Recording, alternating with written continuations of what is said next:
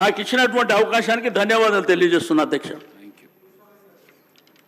గౌరవ సభ్యులు పాయల్ శంకర్ గారు.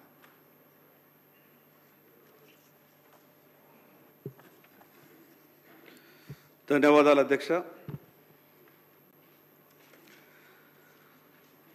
చాలా సంవత్సరాల తర్వాత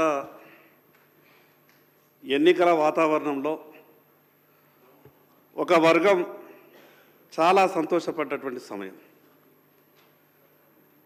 కామారెడ్డి సభలో బీసీ డిక్లరేషన్ చేసిన తర్వాత స్వయానా దేవుడే భూమి మీదకి దిగొచ్చిండేమో, అందుకే మాకు 42% అమలు చేయడానికి రేవంత్ రెడ్డి గారి రూపంలో ఆ దేవుడే మాట ఇచ్చిండేమని అంతగానం సంతోషపడ్డారు అధ్యక్ష. కానీ ఈరోజు ఈ పరిస్థితి చూస్తే మేము సంతోషపడ్డాం ఆ రోజు, ఈరోజు బాధపడాల్సినటువంటి పరిస్థితి తెస్తున్నారేమో అని అనుమానం కలుగుతా ఉన్నా.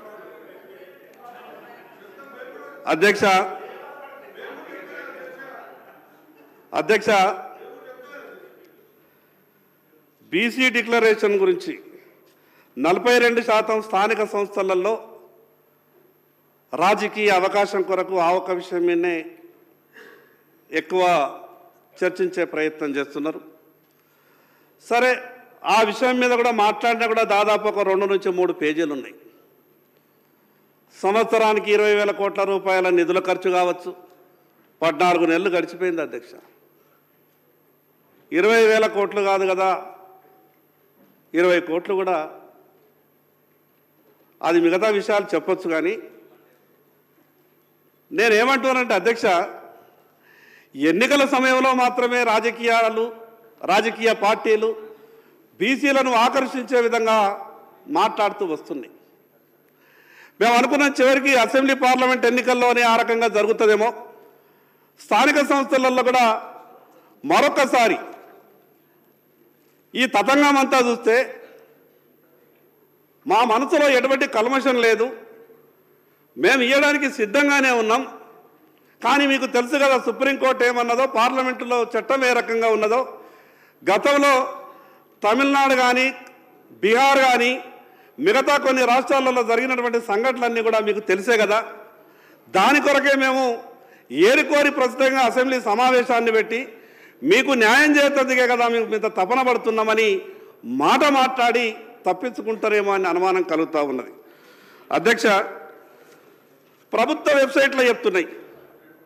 ఇంతకుముందు శ్రీనివాస్ యాదవ్ గారు చెప్పారు 3,32,000 కోట్లు, 3,32,00,000 ఓట్లు, 62,30,504 మంది 1వ తరగతి నుంచి ఇంటర్మీడియట్ వరకు పిల్లలు ఓటు హక్కు లేని వాళ్ళు, 38,99,000 నెల పిల్లల నుంచి మొదలు పెడితే 5 సంవత్సరాల పిల్లగాళ్ళ వరకు, వీళ్ళంతా కలిసి ఈ తెలంగాణ రాష్ట్రంలో సంఖ్య. మరి అటువంటిప్పుడు 4,33,29,722 సంఖ్య వస్తుంది. కానీ ప్రభుత్వ లెక్కలు ఏం చెప్తున్నాయి అధ్యక్ష? ఈరోజు ఇది చెప్పింది ప్రభుత్వ లెక్కనే. ఇంకో లెక్క ఈరోజు ఏం చెప్తున్నారు? మా లెక్కల ప్రకారం 1,00,000 చిల్లర మంది ఉద్యోగస్తుల్ని నియమించి ఇన్ని నెలల పాటు కష్టపడి 8 రేటర్లకు తర్ఫీదిచ్చి మేము చేసినటువంటి సర్వే ప్రకారం ఈ రాష్ట్రం 3,34,77,554 అనే సంఖ్య. మరి ఈ 98,52,168 ఎవరు ఎక్కడికి వెళ్ళిండ్రు?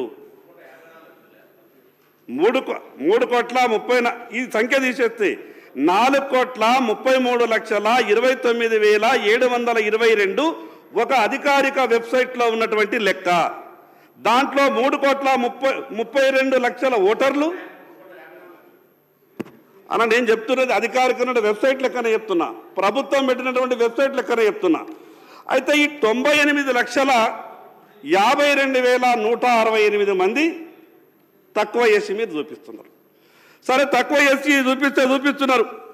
ఇక ఇందులో ఇంకా ఒక గొప్పగా మాకు అనుమానం వచ్చే విధంగా కుట్ర జరిగినట్టు అనిపిస్తున్నది అధ్యక్ష.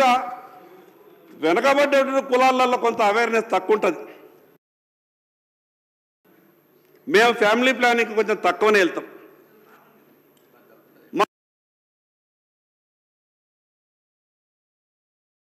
మా ఇంట్లో 2 పిల్లలు 3 పిల్లలు 4 పిల్లలు ఉంటారు అధ్యక్ష. కానీ మా జనాభా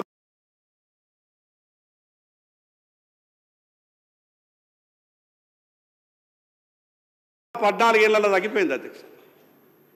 అంటే 14 సంవత్సరాల నుంచి కాపురాలే జరుగుతలేవా? ఆ కుటుంబాలలో పిల్లలే ఉడతలేరా?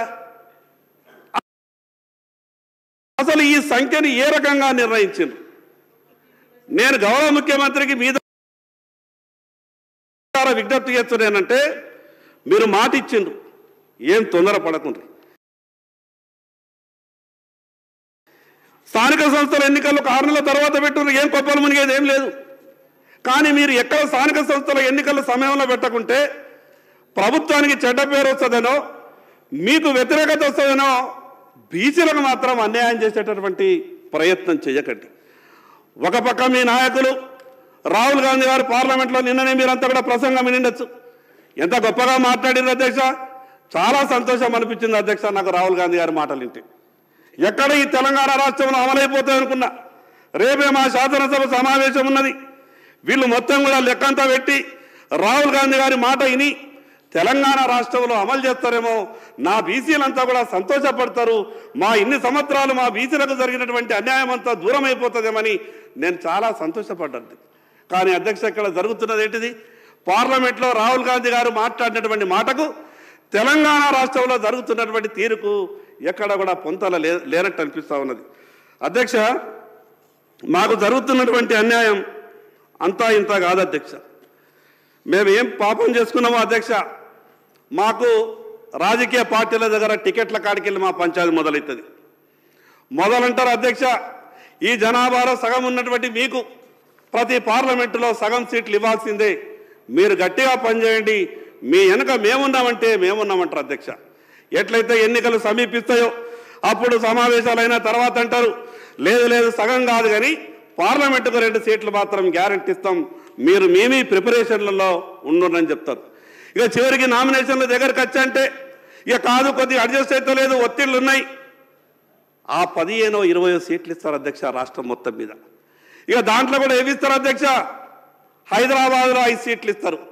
ఆ హైదరాబాద్లో రాహుల్ గాంధీ గారు కానీ రేవంత్ రెడ్డి గారు కానీ ఎవరు నిలిచినా కూడా గెలిచేటటువంటి పరిస్థితి ఉండదు.